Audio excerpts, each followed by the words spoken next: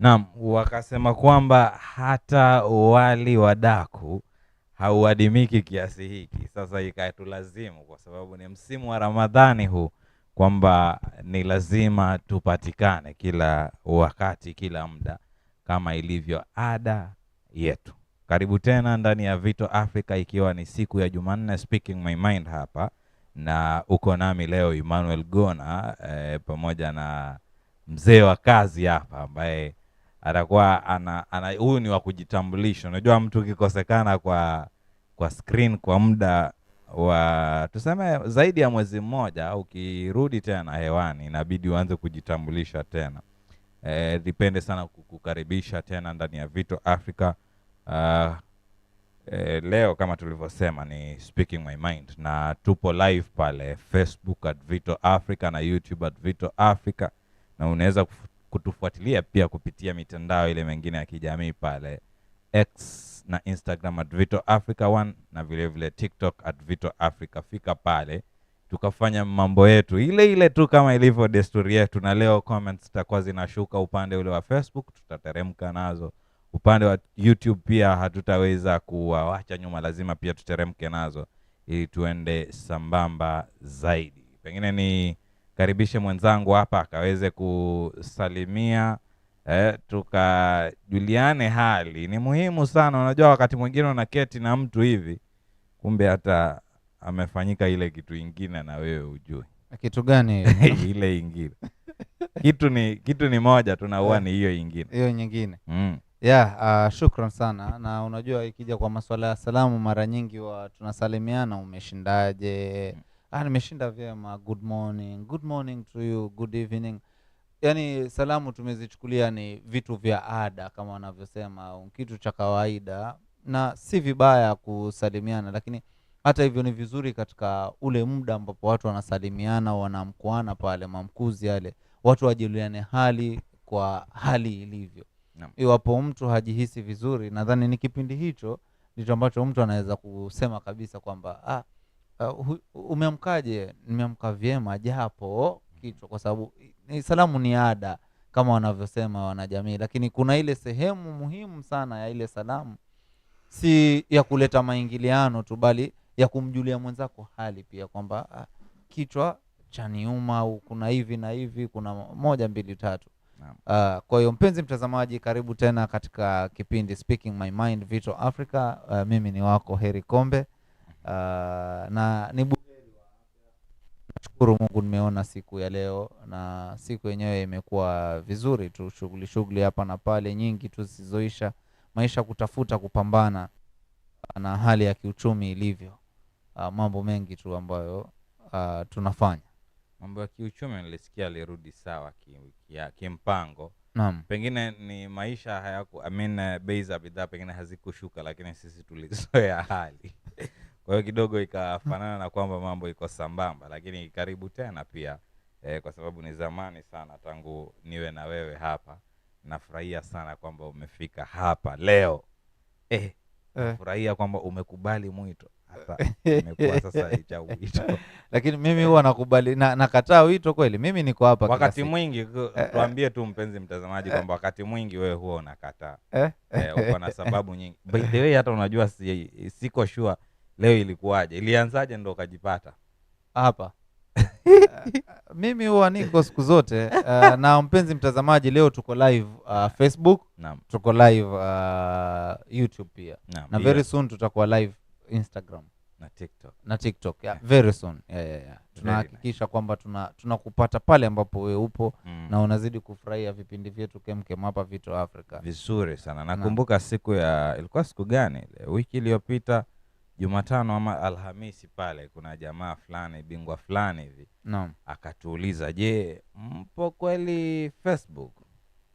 Na ikawa jibu ni kwamba tupo Facebook, lakini tulikuwa hatuendi hewani wakati mwingi pale Facebook. Kwa hiyo imebidi tu lazima tusonge pale ili wale waliopo pale wasianze kupata shida ya kwenda YouTube. Najua si kila mtu anaweza fika YouTube. Yeah. Na wale wadosi wetu wa YouTube pia wakijisikia warudi huku kwa Facebook, bado sisi tupo tu na tuendelee kufanya yale mambo yetu Na kama. naona pale Facebook pale watu washaanza kuingia kina Elfic Tosi Naam. sema anatufuatilia live kutoka kwa seedbed yake, sema watching from my seedbed. Jamaa amependa sana kupanda miti, kila kitu kwake ni miti tu. Naona siku hizi hata nguo zake amezitengeneza na miti. Wow.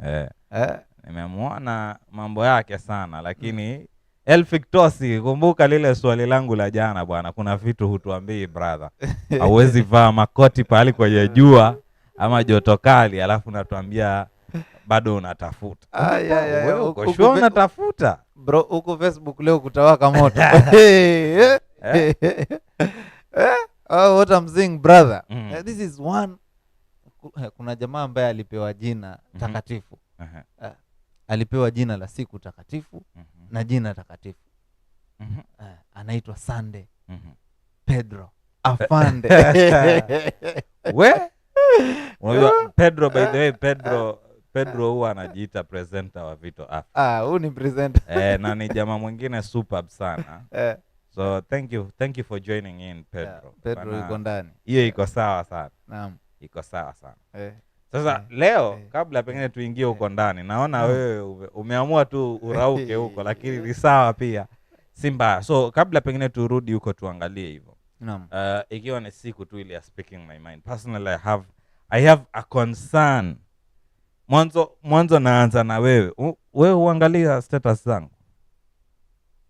Mbie tu kweli. Kama huangalii tujue huangalii. Status zako inategemea, kuna muda huwa naangalia, kuna muda siangalia. Bro, kuna siku nimeweka status usiku saa 9 and none of my brothers alicomment. Na ilikuwa kinaniramba ile tusema ukweli. Pole kaka. I've been suffering. Nimekuwa nikiumia sana internet. Pole sana.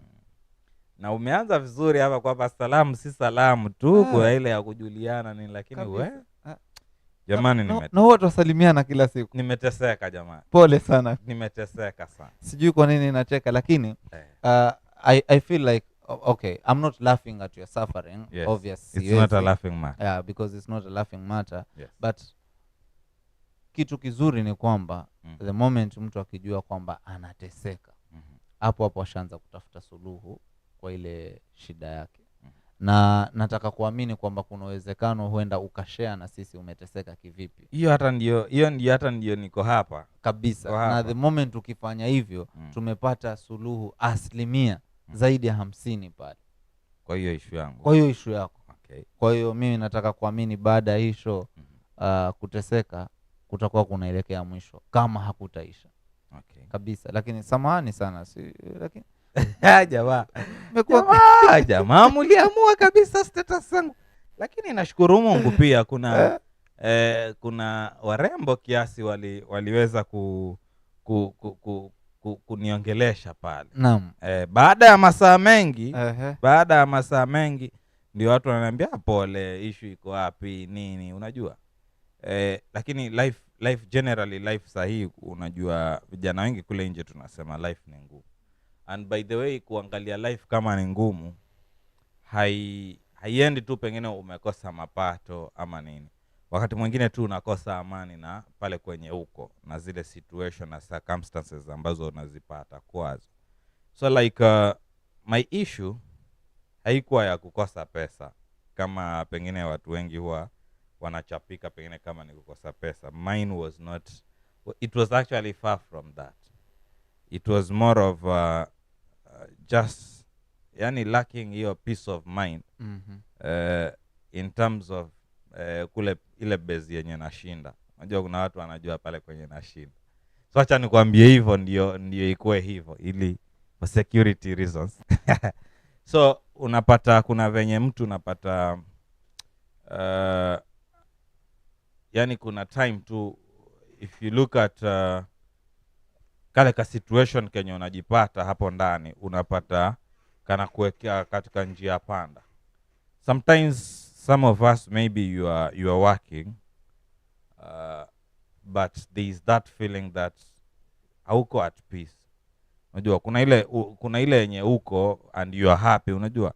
most of the people normally wana advise kwamba you should be happy with what you are doing, and that's why hata unapata pengine jamaa ako amemaliza kwa mfano kidato cha 4, alafu na wazazi wake pale wamemlazimisha nenda ukafanye ukasomea udaktari, nenda ukasomea ualimu na vitu kama hizo, lakini unapata yeye mwenyewe hajaridhia kwa hilo. So unapata wakati mwingi anaweza akasomea, but at the end of the day inamdisturb kwa kichwa kwamba they are not at peace. Fine, wako na hiyo pepa, ndio wamesoma, ndio, lakini ukiangalia ni kama things are not adding up. Wako tu wengi, na I want to believe kwa mfano katika wasanii nikifuatilia mara mwisho nilikuwa naona is it kina Frasha wale wanasemekana ni daktari kabisa, na vitu kama hivyo. So ukiangalia ni kama mtu anafikia kuamua kwamba maybe music is my thing. So as much as you want them to be in maybe the other industry, lakini anapata if wataenda huko sawa, lakini hawatakuwa na ile amani. So napata ni mtu yuko pale but yuko ever na stress. So I found myself pahali kama hapo, kwamba niko ndio, lakini naona tu hapana hii, yani unapata ile ni kama ni mzigo fulani, yani hauna amani nini vitu kama hizo. So ikaenda mpaka ikafika most of the times in the last 3 weeks or so nimekuwa nikichapwa sana na headache mbaya sana, so kichwa inauma ile hakuna. So at the end of the day I just came to realize that no, hii bila shaka ni mimi tu nimekosa amani. So the first thing ambayo niliona mimi naweza ifanya mimi kama mimi, I decided to share it pale WhatsApp, because I knew I have a lot of brothers. The moment wakiniuliza nikianza kushare sana, basi nitakuwa nimeanza kupata solution kama vile walivyotangulia kusema. Unfortunately, your brothers were my not brothers there were for not you. there for Fake me. brothers. Not fake brothers. Because I also didn't want to assume. In fact, I didn't look at wale watu ambao wameangalia hiyo status. My issue was, can I get someone to talk to? Because najua when it comes to mental health issues, I feel like one of the most important things ambazo tunaweza ziangalia hapo probably ni mtu apate that platform or that safe space yenye anaweza ongelesha mtu mwingine. So I feel like inatakiwa kufika hapo kabisa. Na unaona vile umezungumza hiyo sharing huko kuzungumza huwa kunasaidia kwa kiasi kikubwa sana kushusha mzigo ambao uko, kwa sababu hii huwa ni shida ambayo ipo na mtu amejaribu kuitatua akilini mwake, lakini kulingana na vile ambavyo akili yake imemwezesha yeye kuiangalia ile shida na vile ambavyo anaweza kupata suluhu, amefika ukingoni pale.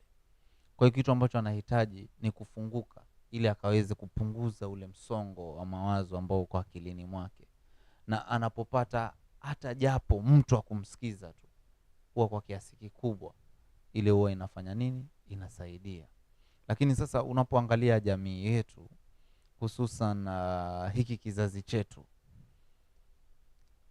hatujalelewa katika mazingira hayo ya kuopen up na kusikizana. Na ndio maana hata kuna uwezekano siku hiyo labda tulishinda pamoja. Na huo uwezekano huo hakuna. Haupo uwezekano. I was alone. I wanted to be alone. Okay. Yes, so I was very alone. You are very alone. Yes. Yeah. But kuna uwezekano, kwa sababu si jambo ambalo limeanza leo labda, mtu awe ameshinda na wenzake. Yeah. Lakini kwa sababu hatuna huo uzoefu wa kuopen up na kuzungumza issues ambazo zinatu affect pale. Salamu zetu ni zile za ada kama jamii inavyosema. Unajua kama huku kwetu upite mahali hivi usisalimie, kitakuramba. Naam. Kitakuramba. Yaani kusalimia ni jambo la kawaida, but mbona usalimie? Hizi salamu zipo na umuhimu fulani. Si kusalimia tu ile ada ya kwamba maingiliano ya jamii, lakini tunasalimiana tujuliane hali hasa. Kwamba mwenzako anaendelea vipi, hali yake iko vipi. Kwa hiyo nahisi kama hapo ni mahali ambapo kama jamii tunahitaji tuhimizane, we work on masuala ya kuzungumza kile ambacho tunahisi, hususan kwa watu ambao watu wa karibu ambao tunaweza tukawaamini kwa kiasi fulani. Ni muhimu sana kwa sababu kuzungumza, wanasema problem ambayo imekuwa shared huwa iko half solved pale. Nice. Kabisa. Najua nilifikia mpaka nikaanza kujiuliza ama wale watu wanaweza jitoa uhai weza kuwa this is what they pass through. Kwa sababu unapata ni ile hali ya kwamba you feel like watu wanaweza kuelewa, but at the same time maybe you've shared or you've not shared, but kuna kale ka feeling kenye kanakuja kama kuna ka feeling kwamba unacheki kwa nini watu ni kama hawanielewi. So unajua kuna ile time yenye kichwa yako ni kama inafunga tu, haikupatii kwamba ile ya kwamba yani you live with a lot of assumption that whatever you are passing through, you expect that a brother or a sister somewhere is feeling the same. So you have an assumption that they have to realize that you are passing through difficulties, and so you expect them to come to you and do a kind of a conversation, a dialogue ambayo inaweza kutoa hapo. So sometimes without sharing, you are just having that feeling. Unapata kuna ile design ni kama, acha nikupatie mfano mbaya, mfano wa mapenzi. Kuna ile before kati ya mtu kama umemkrashia, unaona ukimuona alafu ukianza kumuona sana, unajua kuna zile design zenye especially kwa watu kama sisi ambao hatuwezi kukatiana, hatuna ngeli mzuri. Ukimuona hivi mdomo unajaa mate, alafu unakaa kana kwamba umemeza mawe, sasa kufunguka ni shida. But kila time ukimuona hivi mara anakusmailia, unamsmailia. So kwa kichwa yako unajaribu kujiambia siingiliane tu box. Kwa nini? Because ni kama amenielewa lakini bado hanielewi. Sasa the reality is wewe hujasema kitu, but unafeel kana kwamba lakini nikimsmailia ananismailia. So unafeel kana kwamba ananielewa, ni yeye ananiringia. So it's just the same thing with hizo stories. Kumbe hata labda pia yeye naye anakusubiri wewe nawe useme kitu. Ama hata yaweza kuwa tu unajua watu ni tofauti. Because mtu anaweza kuwa anakuwa jamani, mtu ana raha zake tu, anapenda tu kusmile. So inawezekana hiyo. But sasa wewe side yako ndio unaona vitu tofauti. So it's just the same thing with wale watu wako kwa stress ambao wanakaribia kuingia kwa depression. Because you look at a brother, you look at a sister, and the assumption is huyu yani awe hanioni, pengine nimekasirika, pengine wewe sasa ndio una assume umefura. So unajaribu kuangalia mbona bro haniulizi kwa nini nimekasirika, but yeye pia ako na issue zake maybe, ama hafeel kile chenye unafeel, unaona. So at the end of the day unapata jamaa anaenda na commit suicide kwa sababu anaona mimi nimeketi na mtu na hata hajali kama anaendelea vipi. And you're very right bro when you with that explanation. I feel like that is what they go through. Na huwa inaanza hivyo kwanza kwamba huyu mtu, so inayafikia mahali they get paranoid like watu hawanipendi and that is why hawanielewi. Mpaka yeye mwenyewe sasa anaanza kujishuku existence yake, muhimu wake uko wapi. And then mwisho wa siku we lose this person. Yes. Yeah. Basi nilikuwa nimefika mbali bro. Mpaka sasa nikasema acha ni post, pengine wataona. Hamkuona bro. Bro, sasa wewe unajua mimi. Not you, not Benjamin Baya, not Sajay. Lakini Sajay hata acha tusimhesabu kwa sababu simu yake. Not yani kila mtu bwana, assumption. Pole sana. Still I thank God for the ladies. Yeah, the ladies came through and that is good. Wataje wapatie shavu tuwajue madada zetu waliotufanyia kazi nzuri bwana. Kuna mgaldem pale Lulu FM anaitwa Smartphone. Yeah. Imagine Smartphone engaged me. Wow. Kabisa. Shida yake pia Smartphone, sijui kama atakuwa shida Smartphone pia anaongea alafu anacheka alafu anasema lakini si ati nakucheka. Anasema si ati nakucheka, nacheka vile ambavyo unanijibu, unaona. But I feel like zile time inafika tu anyone ambaye atakuengage hivi una kale ka feeling kwamba yani kuna msaada, kuna kitu ambacho you are getting from just any discussion, unaona. Yani ile time tu inafika you need someone ambaye mnaweza ongea, unaona ile mtu yani atakusikiza. So ile kitu whether itakaa ni ya kijinga ni vile itakavyokuwa, lakini at least mtu ambaye yuweza kupatia a listening ni ear ama ni ear. Yani msikizane, unaona, akuengage for quite some time, hiyo kitu inasaidia mbaya sana. Yeah, you're very right. Na nahisi kama najifunza mawili matatu, maana sina hulka ya kuangalia status sana vile. Nahisi itabidi nianze kuangalia status za watu mahususi, hususan wale ambao niko karibu nao sana, hata hao mbali. Tatizo sana hiyo hulka, hata achana na time, hiyo hulka ndio ambayo imekosekana. Siangalie za Rashirakeli hizo ni memes. Pia naye anaweza kuwa ana communicate through memes zake. Yes. Kwa sababu people communicate in a different way, by the way. And people need to be observant. Unaona hiyo ya kwamba ni being observant, not just being observant, but we should be a brother's keeper. That is by the way, and sisters keeper. That is the sole existence of man, by the way. Yeah. Reading at the Bible tells us that we should love our neighbors as we love ourselves. And they summarize and say that is the greatest commandment of all. So we can do all the other things, but if we don't love our brothers, we don't love our neighbors, we've done nothing. Love is a verb, and I understand it. It's a doing word. There are actions that follow, kama hiyo kujuliana hali. Lakini sasa tunahitaji kama jamii pia tuangalie vile tunavyojuliana hali. Salamu zisiweza ada tu ukasalimiwa pale. And by the way, that is why utaona kwamba befu zakalana hivi garage haha. Exactly, yeah. Kwa sababu ya zile salamu za ada pia. Hivi tu kitu ya kawaida. Nakumbuka jana. People need to open up and share. Nakumbuka jana kuna pale tulikuwa na wewe nadhani. Naam.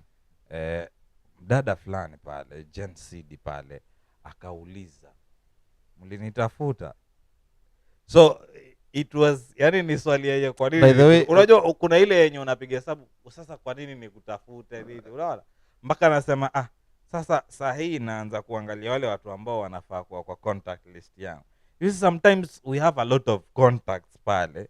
Unapata kama ni status, ukiweka status unaweza angalia after some hours ama some minutes, wengine unakapata almost over 500 wameview status. Lakini sasa ile communication yenye unatumana pale ni kama yani wamepita tu akienda tu. Sasa unashangaa sasa hawakusaidii na lolote. So it's just the same thing. Akawa anauliza sasa kama mjanitafuta kwa nini? Why should I have your numbers? And why do you have my contacts if you cannot try and see is this person existing? Ako sawa. But one thing I realized from yesterday's conversation with kina Jen is that wale wasichana wanajuliana hali. Yes, sasa hao lazima wajuliane hali kwa sababu ya nini ama nini. Ni kama mimi na wewe lazima tujuliane hali. As much as hiyo status hukuiona, but communication nayo tuna communicate. Mbaya sana. Sema tu balaa sasa yetu ni kwamba tuna communicate business wakati mwingi. So utapata any other thing, we are just there. Hivi na hivi. Hata inaweza kuwa sometimes atusalimia. Because we just get it hapo top tu tukisonga. Ni kama saa hii upigie Sajay. Saa hii hivi tunapoongea. Ni vile bado hatujatengeneza ile call yetu. But saa hii tungepigia Sajay, angeuliza, angesema niko hapa karibu, alafu ndo aulize mko wapi. So hakuna salamu, yeye yuko tu niko hapa karibu, mko wapi? Hajui hata mko wapi, lakini yeye yuko karibu. Unaona?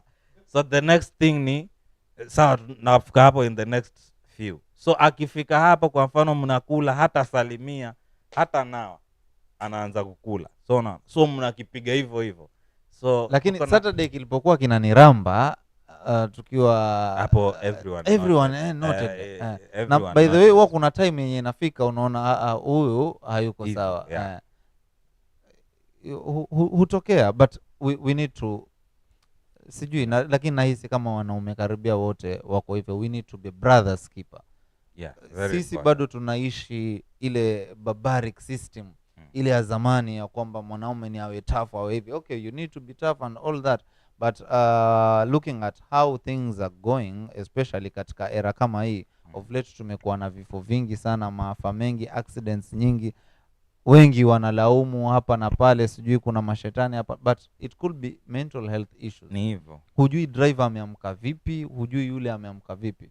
The other day I was on the road with my bike. Ndio mimi naendesha bike hivi, mara jamaa amekuja amepita, I'm like kwani nimesimama au pikipiki yangu iko on motion? I was on motion bwana, na kila mtu akaanza kumshautia utakufa, all that. We don't sit down to ask ourselves, huyu mtu mbona anapeleka bike hivyo? Kwani yeye hajipendi? Yeye anataka hiyo accident?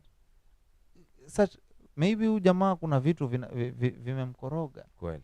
Maybe he's going through a lot. Though si kitu kizuri kupeleka bike hivyo, na si support watu wanaopeleka pikipiki hizo, especially mahali ambapo ni pako na watu wengi, lakini tunahitaji kuwa na muda wa kujuliana hali na kuwa na conversation zile za uhakika na ukweli.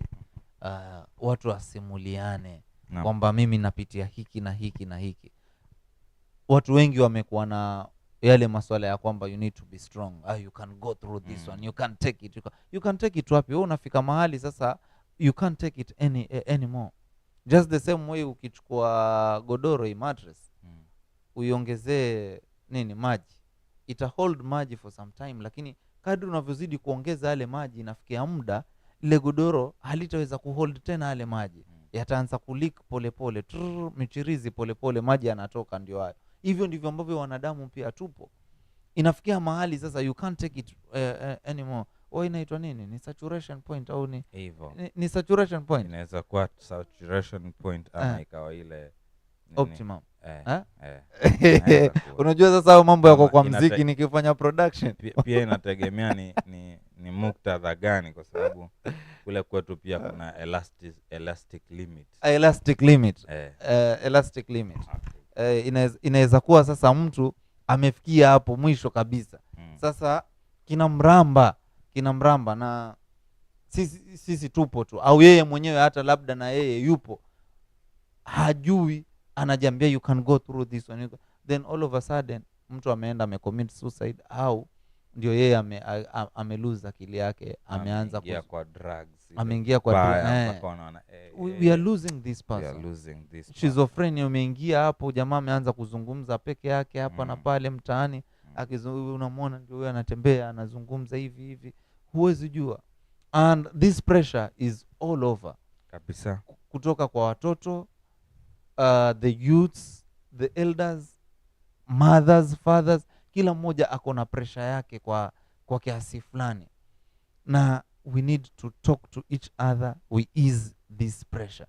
Ndio sasa kila mtu aone kwamba kuna balance katika maisha, kwamba kuna godoro ambako anaweza kuwekelea hivi akasikia raha, kana kwamba mtu amekaa miguu akainyorosha juu ya kiti chengine ambacho kiko hapo, miguu iko juu hivi. Kwa kuzungumza, kwa kujuliana hali tu, na tutakuwa tumesaidia kwa kiasi kikubwa sana pale. Nakwambia haya, mpenzi mtazamaji, bila shaka pale kama tulivyotangulia kukuambia kwamba tupo live pale Facebook at Vito Africa, vile vile tuko live pale YouTube at Vito Africa. Tunaweza jiunga pamoja pale ili tukaweze kuongea pale, we share experiences kama tulivyo sikia hapa ndani kwamba vitu vinafanyika. Unajua pia sometimes pia tunakaa tu alafu tunassume kwamba pengine mtu fulani ako sawa. By the way, hiyo ndio assumption kubwa huku kabisa. Mtu unamwambia mimi na feel siko poa, anakuambia uko poa vipi? Uko sawa. Sasa niko sawa vipi? Mimi ndio nakwambia siko sawa, wewe mbona unanisisitizia siko sawa? Sijui kama nipite ule upande wa YouTube alafu utakuwa unatupitisha pale Facebook kabisa, tupitie zile comments. YouTube pale Madaraka Katana pale amesema hello Vito, hello. Benjamin Katana pale akasema hello Vito namba 2 nikiwa ndani, karibu sana.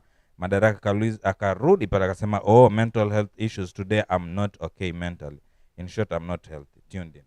karibu sana na pole. And of course kama tulivyosema, mi nimewaambia ile time nilivyo post status, unajua pia nimeenda tu mbio, it was around 3 am, usingizi ilikuwa imekata kabisa, sikuwa nimelala. But by 3 am nafikiria niliuliza swali gani, siko sure. Ilitokea jana usiku sasa hivi? No, last week. Oh, last week. So nikauliza swali hapo kwamba okay, swali lilikuwa ni rafiki yako ama mwenzako akikueleza issue, utamsikiza ama utamuassume tu mwambie uko strong na hiyo story?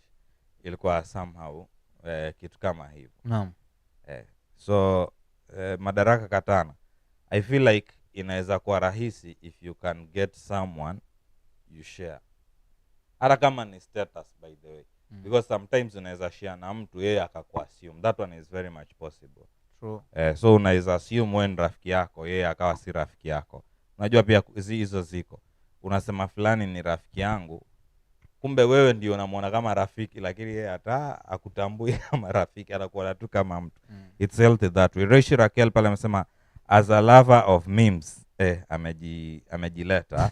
Memes ni dawa. Memes just carry the spirit of joy.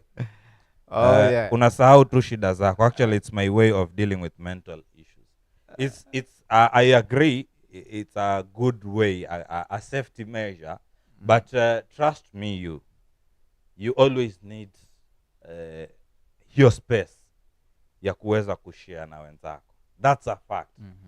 Mimi mwenyewe nimesema hivi kwa sababu gani? Kuna time unaona mimi by the way nikiketi na watu hivi ni ngumu sana nieleze mimi kama mimi nianze kukwambia, though you know mimi nimekuwa nikikwambia wewe na wale ambao tumekuwa karibu kwamba I feel like no, hii issues no azinisaidii, I feel like hii imekwama nini.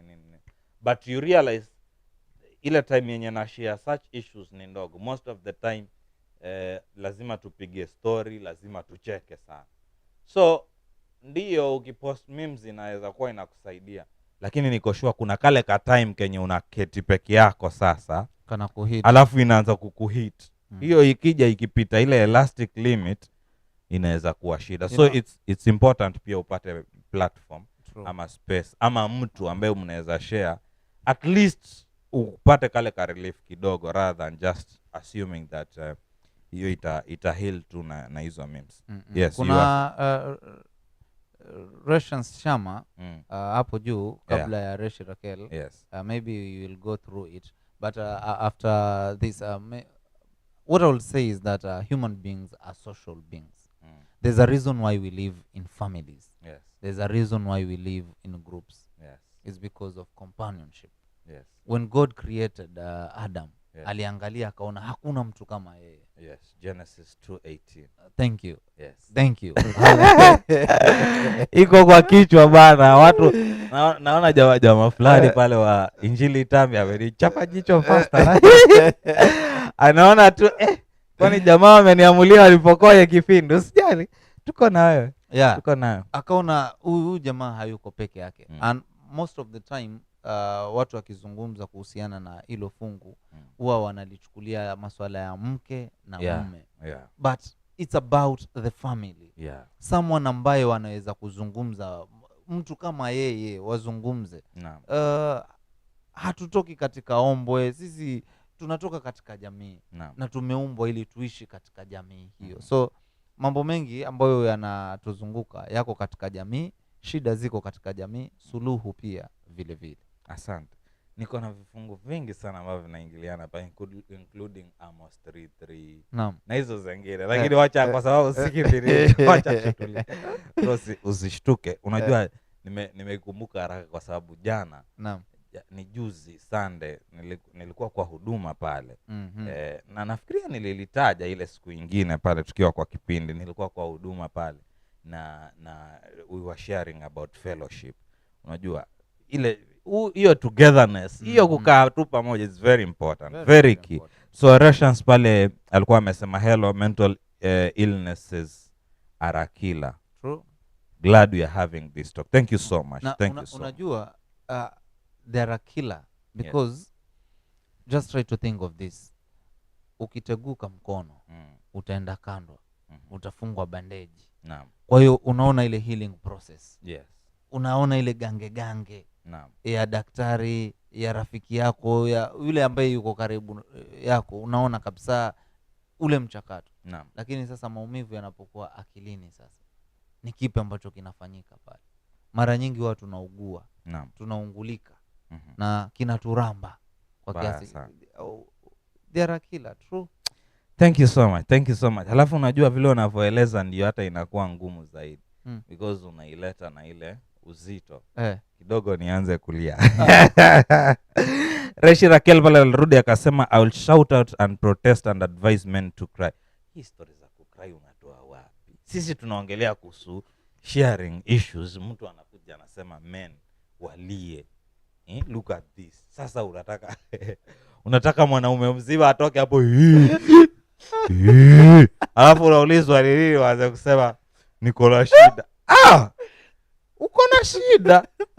Sasa ndio unakuja unalia. Ati mwanaume anafanya nini? Ai bwana Reshi Raquel bwana. Tulikuwa tuna agree kwa mambo mengi, lakini hii ya kulia. Acha mimi sita comment hapo. You all ain't that strong. I come in peace guys. Na alijua. Watu wachokozi tunawajua, hata I come in peace. Peace gani ya kuambia wanaume walie? Bana hapana. Hiyo ya kuadvise wanaume walie. Tumesema let us share. Unaona crying ni kama hiyo ya kupost memes by the way. Because utalia alafu ukinyamaza ni sawa sana ile ya mtu anakuambia niko na stress naenda kulewa. Pombe ikiisha kwa kichwa, you need to find a solution. Umepoteza pesa. Though they say huko kulia kuna relief pain. Sijawahi jua ukweli na uhalisia wa hayo madai. Pombe pia wanasema hivyo, pombe ina relieve your pain. That's what they say. Reshi Raquel. That's what they say. Sasa atuambie either watu kama atatuambia watu wanaweza enda kunywa pombe ama walie, sijui. But mimi kitu yenye najua kidogo inasaidia, I feel like the sharing, unaona? Mwenzako wewe, because unaona kile kitu mimi nadhani kama side yangu mimi ni kitu nzito sana, kwako inaweza kuwa iko light. So inaweza saidia hivyo. Acha tu tumalize huku ndio turudi huko kwa Facebook tuone pia wale ambao wamejiunga nasi Facebook wanasemaje. Reshan Shama pale amesema, with mental health it's actually the small things that matter. How we talk and act towards each other defines our willingness to open up. But this Reshans, trust me, ukiniambia mimi I solve your issue. Yeah, but yeah, I agree.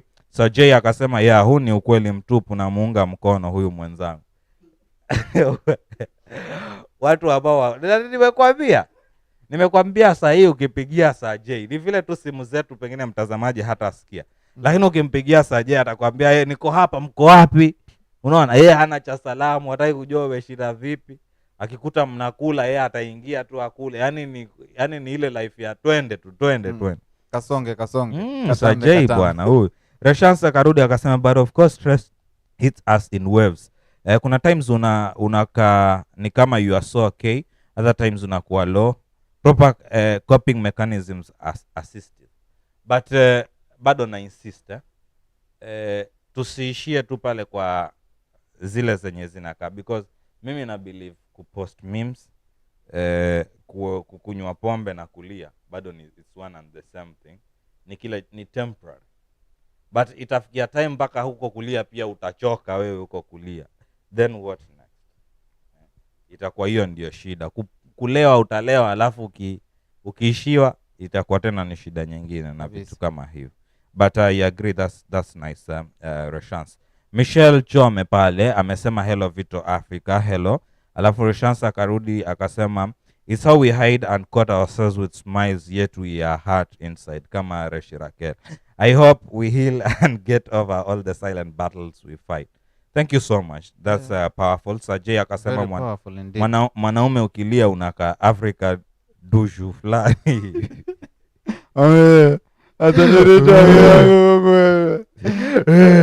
Sasa watu unatarajia watu wakuchukulie vipi bwana? Alafu unajua ubaya ni ulie, alafu mtu akikuuliza shida ni nini, useme stress, niko stress. Ai, unashangaa sasa. Unajua hata shida hata inaweza ongezeka, baada jamaa atasema kalia huu, kila mtu ako na shida zake, hati wewe unalia uko na shida. Wacha tumalize hizi nini, ndio turuke pale, ndio turuke kule Facebook isije ikatushinda hapa. Otherwise, thank you so much. Wapenzi watazamaji, keep them coming. Haya, sawa, keep them coming. Hata tumeanza kusweat. Tumefika wapi? Sajay pale Madaraka tena akasema, Reshi Raquel, I was just watching in peace, na unaleta stories za kulia. Anyway, your reaction imenimaliza stress kabisa. Imemaliza stress kabisa. Thank you so much. Unajua, that's why we are sharing. Unajua, the more you share, the more unapata. That's why I was saying pia, kuna issue ambao kwako inaweza kuwa ni issue big sana, but ukieleza mwenzako unapata na kwambia hiyo ni hivi, so inakaa tu simple, na by the way from there you start healing haraka haraka. Michelle Chome pale amesema kulia ni njia moja wapo ya kupunguza stress. Men, feel free to cry kama stress zimezidi. Hawa kukrai, unajua tukiendelea kuwasikiza watasema tena mlie kwa vivua vya wanawake. Michelle, no. No, lakini ni no kwangu, si no kwa kila mtu. If you feel like crying, but man, I'm just thinking out loud kwamba uanze kulia alafu umeulizwa ni nini, unasema niko na stress.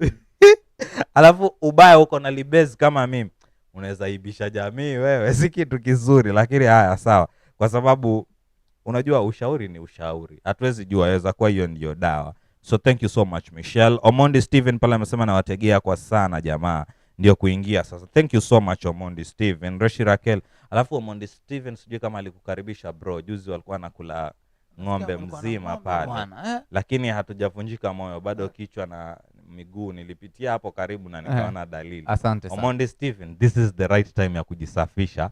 Usiseme kwamba ilikuwa kwani hamkujua. Hatukujua, maana hukutualika, kwa hiyo hatukujua. Jisafishe haraka haraka. Reshi Raquel pale amesema Madaraka tana, asante kwa kuniunga mkono. Amesema alikuwa tu amechili alafu wewe kaingia. Hakukuunga mkono moja kwa moja, nawe acha kuchukua kiki hapa Reshi Raquel. Madaraka tana akasema ati kukuunga mkono Reshi, acha kunisikizia. Si umeona Reshi Raquel? We know Madaraka Katara. Madaraka Katara, by the way, tunataka kuanzisha boy child movement. Na Madaraka Katara na deserve kuwa chairman. Amejaribu sana kabisa, na akarudi pale akasema siwezi lia mimi. Asante sana. Turuke upande wa pili wa Facebook pale kabisa. Acha ni wapeleke ule upande wa Facebook pale. Huku niko na mabig wigs. Niko na mabig wigs wengi sana huku. Karibuni sana na keep them coming. Upande wa Facebook kwa tunazungumza kuhusu Afande Pedro. Naam. Akasema very nice. Asante sana Afande Pedro. Na Elfik Tosi pale. Elfik J Elfik ambia watu waje Kala Festival, tujue vile tutatafuta pesa ama sijui kama tunatafuta. Lakini hii comment kama ilitumwa kitambo kidogo, labda kuna kitu ambacho 35 minutes ago kuna kitu tulikuwa tunakizungumzia pale. Itakuwa ni pesa. Elfik Tosi huyu ni mambo ya pesa. Na vile hii ni festival, bila shaka kutakuwa na watu. Ni njia moja wapo ya ku make new friends pale, kujuana na watu wapya. Na kuna uwezekano mkubwa iwapo kuna msongo wa mawazo yakapungua kwa kiasi fulani sana. Naam. Na bila shaka alilolitaja la Kala Festival tutakuwa tunaliangazia kesho, siku ya Vito Lifestyle pale. Kwa hiyo usikose kutegea kesho, tutakuwa tuko nalo hilo. Kwa hiyo it's well sorted. Thank you. Yes. Na hii ya pili comment ambayo naipitia nadhani ni response ile kwa nilimcheki kweli jamaa akipiga mapicha pale akiwa anasema mimi nilicheck meno baridi. Elvis Baya anasema meaningful exchanging of pleasantries is gone. True. Sasa hii imekuwa ni ada. Salamu imekuwa ni ada.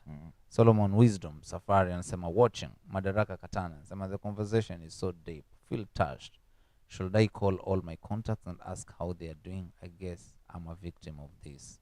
Asante sana Madaraka Katana. Hapa ni Vito Africa. Tunasema this is home. Na ni vizuri vile ambavyo ujumbe umefika pale ambapo ulikuwa unahitajika kufika. Tunahitaji kujuliana hali kwa sana. Tunahitaji kujenga mahusiano na maingiliano meaningful. Meaningful. Tunahitaji sana kwa sababu wengi tunawapoteza kwa sababu ya masuala haya ya msongo. tunapoteza. Na unajua mtu akiwa na changamoto Naam. kwa sababu ya msongo anaweza kamake one wrong move ili aweze kucorrect labda blunder ambayo ameifanya, ikalead to another na ikaleta athari kubwa zaidi pale. So we really need to talk to each other, tujuliane hali, tuwe na hizo conversations za kiuhakika, za kishua kazini, kwa kupelekaje hapa hivi, hata ijapokuwa hutasaidia pale tuseme financially au lile sikio lile la kusikiza, wanasema listening ear ni dawa tosha. Naam. Yale maingiliano, ile time yako ya kuwa pale, ile ni dawa tosha. Huyu mtu anafeel kumbe siko peke yangu kabisa. Nice. Nimeona pale kweli Facebook ulikuwa unasonga pale na mabig wigs bwana, akina Elvis. Huku bwana kumevamiwa na wakuu. Akina Elvis Bar pale na comment ya Elvis Bar is very strong. Very strong. Huyu jamani kama ni mwana falsafa fulani ama wale wahenga waliobaki. Thank you so much. Turudi upande wa YouTube pale alafu tutakuwa tunamalizia. Of course you know this conversation this one is a healthy talk na lazima we keep the conversation going. Remember we are live on YouTube and Facebook at Vito Africa, and you can always follow us on the other social media platforms, X and Instagram at Vito Africa, TikTok at Vito Africa. Pale lazima tuzidi kuongea masuala haya ili tuzidi kusaidia jamii yetu. Lakini tukirudi pale YouTube pale tukienda kumalizia, Reshi Raquel pale anasema Madaraka tupatane nyuma ya tent ya green ama ya blue. Hujasema. Michelle Chome akauliza Madaraka eti huwezi lia. Sasa unamwekea eti na mwenyewe amesema hezi lia. Huyu Madaraka hamtamweza. I know Madaraka. Na unajua last time nilitaja Madaraka hivyo, Madaraka kanijenga. Madaraka leo ni bure. Hii ni bure. Nakutetea ya bure. Sajay Gona. Hii ni koshua. Hii. Wimbo. Sijaisoma lakini ni koshua. Kuna ule wimbo wa feel free to share, feel free. Free to share. Okay. Feel free to share, what others burden. That's why we are here. Turn around and relieve your stress. That's why we are here. Jamaa ameandika mistari yake kabisa. Najaribu niingilia na wimbo lakini we are happy to share. Happy to share.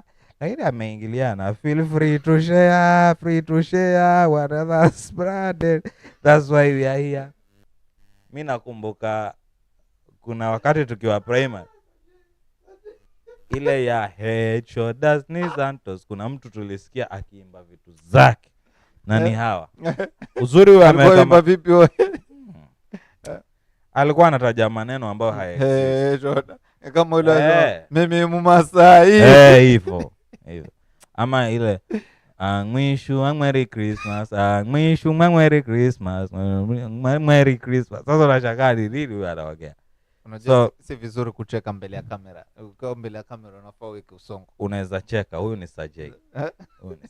Na hii ni Vito Africa. Usipocheka hapa ataangusha na hii ni Vito Africa. Bila shaka. Unakosaje kucheka? Bila shaka. Reshi Raquel pale anasema sasa nani aliambia Sajay aende studio jabari? Ni what this? Sajay ni artist by the way. A very big artist. Mwenye anafanya vizuri. Sajay ndiye aliomba collab ule msanii. Sajay is bigger than Calligraph Jones. Sajay is bigger than akina Steve Simple Boy wako chini sana. Sajay is a very big artist. I can relate na kila chenye anasema. A very good songwriter. Mwenye anaandika lakini ukimpatia ako sawa, hata rap zake ushamsikia kirap ako vizuri. Amerudi akasema wajua magari. Amesema wajua huwa mnaimba vitu vyeru but hizo ndio lyrics sasa. Sawa mpenzi mtazamaji, mimi nataka mjadala najua ni mrefu sana na hatuwezi maliza. It's never going to end. Lakini I think it's another opportunity yenye sisi kama sisi tunatakiwa tuangaliane sisi kama sisi, especially the young people. I understand that mental health issues zinagonga kila umri. Na siku hizi tunapata hata watoto wadogo pia wanaweza kujitia vitanza. I know lazima tu ni hizo issues hizo. By the way, this morning I saw that there is a student, shule inaitwaje huko Orero Orero, Boys. yeah, amejitia kitanzi ndani ya choo nadhani pale. So you can imagine ni kipi ambacho mtoto wa shule anaweza fanya akajitia kitanzi. Is the pressure tamu inaisha, majibu yanahitajika, vitu Sasa kama hivyo, labda ni vitu vidogo. But as by the way, many people don't play some of these things, kama hiyo yangu. But ndio maana hamkunikomentia kwa status. By the way, Sajay Gona sijasikia. How sure you tuliona. Anyway, tutazungumza hayo baadaye. Lakini unaona issue kama hiyo, I came to realize hawa watoto wadogo, yes, majibu kwao it matters a lot. Yes. So mtu anajisahau, anaona the term now is coming to an end. I am going home, I have to take a report form. What am I taking? Wazazi nao ndio wao wameweka ma expectation na ma pressure mengi. Lazima pia fee, unajua. Mwalimu labda naye pia naye amempailia hiyo. So unajua nimeziita vitu ndogo because I wanted to drive this point home that there are small issues, because if we can choose to share with friends, then I feel like we can easily get some solutions. Ama hata kama si solutions as such, but at least we can adapt and mitigate. True. Ama hiyo adaptation na mitigation tuhitaje kwa client peke yake.